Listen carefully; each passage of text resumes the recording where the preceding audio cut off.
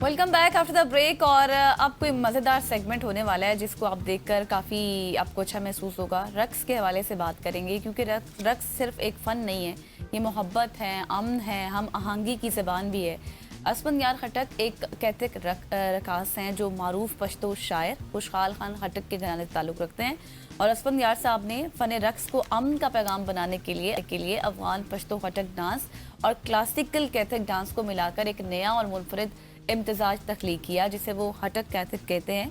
और ये मुनफरिद आर्ट ना सिर्फ सकाफ़तों को जोड़ता है बल्कि सरहदों की बात करूँ तो वहाँ पर मावराए इंसानियत को करीब भी लाता है।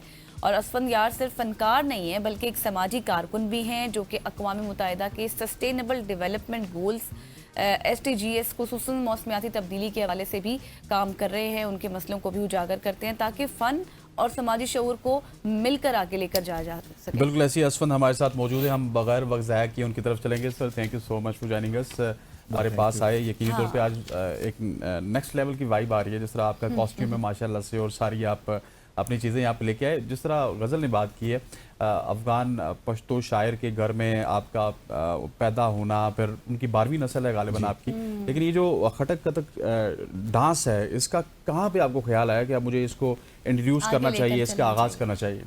बहुत शुक्रिया मुझे दावत देने का। रक्स का शौक़ मुझे बचपन से ही था और फिर सन 2000 में A लेवल के दिनों में मैंने क्लासिकी कथक रक्स सीखना शुरू किया और मेरी उस्तानी माशाल्लाह 95 साल की है, मादाम इंदु मिठा जी। अच्छा। सदारती तमय्युज़ कारकर्दगी की नाम याफ्ता। तो उनसे मैंने रक्स सीखना शुरू किया। चूँकि मैं पढ़ रहा था, A लेवल कर रहा था, तो घर की तरफ से भी ज़्यादा मुखालिफत नहीं हुई। अच्छा। उसके बाद फिर मैंने BBA किया, MBA किया, लेकिन रक्स की तालीम मैं जारी मैंने रखी। और फिर जब मैंने कथक सीखा तो मैंने सोचा कि चूँकि मैं अफ़गान हूँ, पठान हूँ, पश्तून हूँ, खटक हूँ, क्यों ना पश्तूनों की एक मुस्बत तासुर पेश की जाए दुनिया के सामने।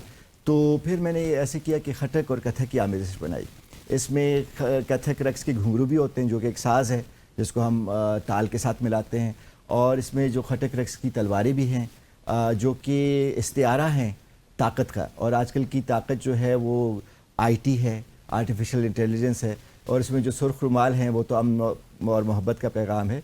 तो ये बुनियादी तौर पे ये जो हमारे पाकिस्तान के जितने भी इलाके हैं मैं उन सब की नुमाइंदगी करता हूँ इस रक्स के ज़रिए। अब देखिए ना, जो मैंने गिलगित बल्तिस्तान चौताल की टोपी पहनी है, फिर जो वास्कट है, ये हमारे जो क्वेटा के जो शिया हज़ारे हैं जो आए दिन बेचारे शहीद कर दिए जाते हैं उनकी नुमाइंदगी के लिए। फिर ये हमारा पश्तूनों का, अफ़गानों का हमारा पुराना जो हमारी कमीज़ है। फिर सबसे नीचे जो है मैंने पहना हुआ है पंजाब की तहमत, धोती लुंगी, चूँकि ये हमारी पुरानी सकाफ़त है जिसको हमने अब तर्क कर दिया है। और सबसे नीचे एक मज़लूम साज है जिसको हम घुंघरू कहते हैं।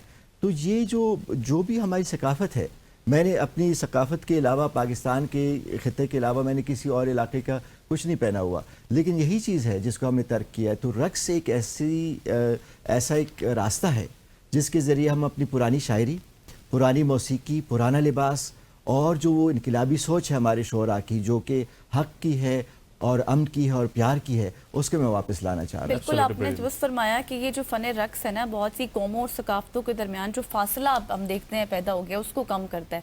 तो मुझे ये बताएं कि आपने ये बाकायदा फिर सीखा या फिर क्लासेस लीज की? जी, मैंने बाकायदा सीखा, और जिस तरह मैंने अर्ज़ किया कि मेरी उस्तानी मादाम इंदु मिठा जी 95 साल की हैं, उनसे मैंने सीखा। अच्छा। फिर हमारी एक और रक्स की बहुत अजीम उस्तानी है निगर चौधरी साहिबा, उनसे भी मैंने क्लासेस ली। वो इस्लामाबाद तशरीफ़ लाती थी लाहौर से। और सबसे पहली जो मेरी उस्तानी थी वो साइमा खुशनूद जी, जिनके वालिद साहब खुशनूद साहब रेडियो पाकिस्तान और PTV और इस तरह फ़िल्म इंडस्ट्री पाकिस्तान में, और उन्हें फ़िल्म इंडस्ट्री की मशहूर अदाकारा रीमा को रक्स सिखाया था। अच्छा। तो उनकी बेटी से मैंने सीखा। तो ये जो 3 उस्तादियाँ मेरी ज़िंदगी में आई हैं, तो मैं तो बहुत खुदा का मशकूर ममनून हूँ कि देखिए असल में तो बात उस्ताद की होती है। exactly. अगर उस्ताद अच्छा हो तो फिर शागिर्द भी सीख पाता है। तो रक्स या कोई भी चीज़ आप बग़ैर तालीम के नहीं सीख सकते। देखिए कोई भी TV वगैरह पे आता है तो जर्नलिज़म या कोई मीडिया में स्टडी की होती है, या कोई हॉस्पिटल में होता है तो डॉक्टरेट उन्होंने किया होता है, MBBS किया होता है।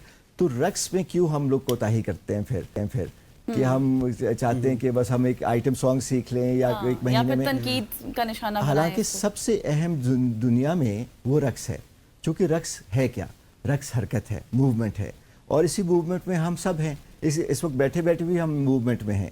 तो यही रक्स है।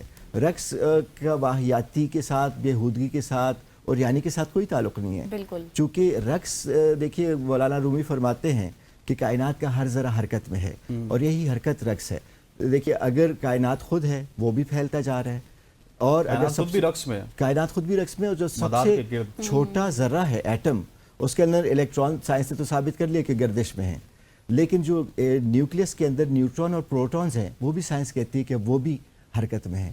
تو یہی حرکت رقص ہے، ایک خاص لے، ایک خاص انداز میں. بالکل ایسی. اچھا عصمت مجھے یہ بتائیے گا کہ آپ افغانستان بھی آپ کا جانا ہوا، پھر مولانا رومی کے مزار پہ جا کے آپ نے رقص کیا، پھر آپ امریکہ بھی گئے، ساری ثقافتوں کو آپ نے دیکھا ہے. اس رقص کو جب آپ وہاں پہ جا کے پرفارم کرتے ہیں تو رسپانس کیسا ہوتا ہے؟ دیکھیے مجھ سے اکثر لوگ پوچھتے ہیں کہ آپ کو کتنے ایوارڈز ملیں. ایوارڈز بھی خدا کے فضل و کرم سے مجھے کافی ملے مختلف جگہوں سے، لیکن اصل ایوارڈ ہوتا ہے لوگوں کے چہروں پہ وہ مسکان، لوگوں کی طرف سے جو پیار ملتا ہے نا جب لوگ آپ کی طرف آتے ہیں. مطلب جو آپ کو جانتے تک نہیں ہے، رقص آپ کرتے ہیں اور وہ سب عورتیں، بچے، بوڑھے، آدمی، لڑکیاں، لڑکے سارے آتے ہیں اور پیار سے ملتے ہیں. یہ جو پیار کا تعلق جڑتا ہے نا ایک دم سے، جس طرح چاہے میں نے بلخ میں کیا، چاہے میں نے کابل میں کیا، چاہے میں نے سوات کراچی میں کیا، یا امریکہ میں کیا، قطر میں کیا، ازبکستان میں، ترکی میں، تھائی لینڈ، ملیشیا، تو یہ سارے ممالک میرے لیے تو نہیں